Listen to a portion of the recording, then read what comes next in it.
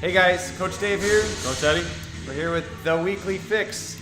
So we're switching some things up this time around, dropping wild science, and go with something just a little more simple and a little more straightforward. Yeah, so that's what you guys are here for. We're here to teach you guys about mobility.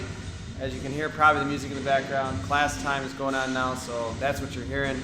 They're rocking it out there. But Eddie, what are we talking about today? We're going to be talking about anterior shoulder pain. So we're just going to be going randomly throughout the body, finding areas that people are having the most problem with on a weekly basis.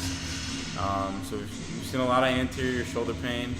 A lot of times that stems from supraspinatus right on the top of the shoulder, giving you that anterior pull and discomfort in the front of your shoulder. And a lot of times that's secondary to a lot of other things too, like subscap, but that stuff we'll dive into later. So we're just covering front shoulder pain for today's video. And how to clear it up. So here we go. Alright guys, one of those things we're talking about is that anterior shoulder pain, so I always like to do like a little assessment so I feel good on my right side, but then when I go and do my left side, I got a little bit of pulling throughout the front of that shoulder, and you'll notice that maybe it doesn't go as high up as the other side either. One of the exercises that I like to do, or little stretch components here, is that I'll take a band. It doesn't really matter on the color of resistance, but I will hike it up until I get that full stretch on it, and then I'm just pulling directly up, and you'll see a subtle movement where that shoulder is pulling itself back up, and what that's doing is it's loosening up the front of my shoulder capsule right here, and you'll feel that stretch and pull right through that area that's causing you pain. But it's a really good way to help loosen that up. I'll go through that 20 or 30 times and really loosen that up, and then I'll always kind of retest and see where my shoulder's at. Hey guys, alright, so when I deal with a lot of that shoulder issues, I find that it's because we're always in that frontal plane, push presses, front rack, right? Wall balls, push-ups.